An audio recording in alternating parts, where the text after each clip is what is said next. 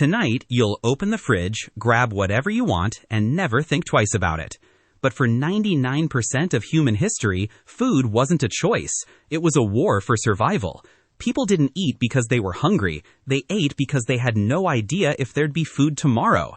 And that fear wasn't a metaphor. It literally rewired the human body from the inside. Hunger shaped humans for tens of thousands of years. Abundance has only existed for the last 70. Let's start at the beginning, because what we call normal eating is actually a historical anomaly. Anthropologists studying the last remaining hunter-gatherer groups on Earth, the Hadza in Tanzania, the San of the Kalahari Desert, found something striking. These people don't eat 3 meals a day. They eat when there's something to eat. Sometimes that's one big meal in the evening. Sometimes it's nothing at all for an entire day, if the hunt failed. Researchers from the University of Arizona, who studied the Hadza for over a decade, documented hunger windows of 12 to 24 hours. Not the exception, the normal rhythm of life. The human body evolved around exactly this swing: feast after a successful hunt, hunger in the gaps between. And here's what's interesting. Our bodies didn't just endure hunger, they used it. When a person doesn't eat for 12 to 16 hours straight, a process kicks in that biologists call autophagy. Cells start breaking down and recycling their own damaged, worn-out parts. This discovery won Yoshinori Osumi the Nobel Prize in Medicine in 2016. In simple terms, hunger isn't just the absence of food. It's a state in which the body repairs itself. Our ancestors went through this almost every single night, and often during the day too. We don't. Now the feast, because the other half of this swing mattered just as much.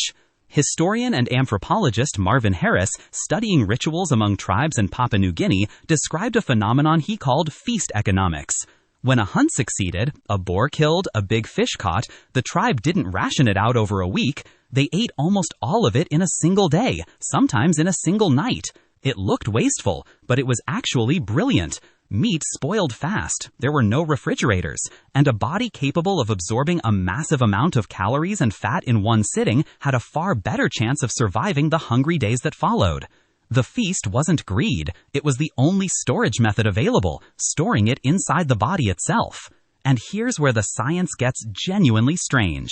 In 1944, at the University of Minnesota, physiologist Ansel Keys ran an experiment that would be unthinkable by today's ethical standards. 36 young men volunteered to live on a starvation diet for 6 months, roughly 1,570 calories a day, a state close to real wartime famine. The results were unsettling. The men became obsessed with food. They collected cookbooks. They spent hours discussing recipes they couldn't even cook. Some developed what we'd today recognize as disordered eating patterns. But the most striking part? After the experiment ended, when the men were allowed to eat freely again, many developed not just an appetite, but an almost uncontrollable urge to eat past discomfort, past stomach pain. A body that had been through starvation rewrote its own rules going forward. It was preparing for hunger to return. It's the same mechanism that ran in our ancestors for tens of thousands of years. Hunger, feast. Hunger, feast. A body that can both starve and gorge itself survives. A body that eats steadily in small portions all day long has, evolutionarily speaking, never existed before. So what changed? The answer, like with electric light, is simple: abundance. Until the mid-20th century, famine was the norm for nearly all of humanity. The Great Famine in Ireland, famine in the Volga region, crop failures across medieval Europe, which, according to some records, struck roughly once every 4 or 5 years. People lived for centuries with a constant background knowledge there might not be enough food. And then, in a single generation, everything flipped. The Green Revolution in agriculture, industrial food production, a refrigerator in every home, a supermarket on every corner. Economic historians call this the greatest escape from hunger in the history of the species. And it really was an escape. But it came with a cost no one saw coming. A body tuned for hunger and feast suddenly found itself in a world of endless feast with no hunger. Researchers at the Salk Institute in California, led by Sachin Panda, tracked the eating habits of ordinary Americans through a smartphone app in the 2010s. The results shocked even the scientists themselves. The average person was eating across a 15-hour window every day. First bite right after waking up. Last bite right before bed. Not a single truly hungry hour. Not once during the day did the body get the signal, no more food is coming, start repairing.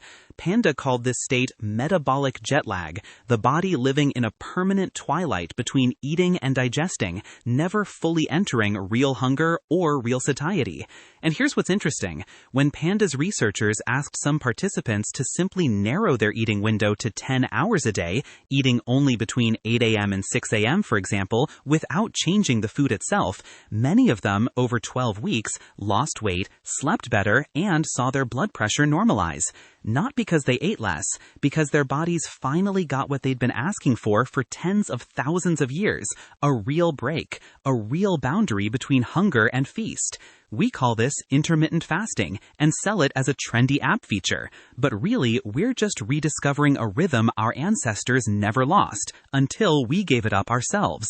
Today, we live in a world where food never runs out, where hunger isn't a threat to survival, it's just an inconvenient sensation to be eliminated immediately. We forgot that hunger isn't a malfunction. It's a signal, built in over hundreds of thousands of years, one that used to tell the body to repair and rebuild itself. We won the war against hunger. And it seems we never fully realized that along with it, we switched off something important inside ourselves.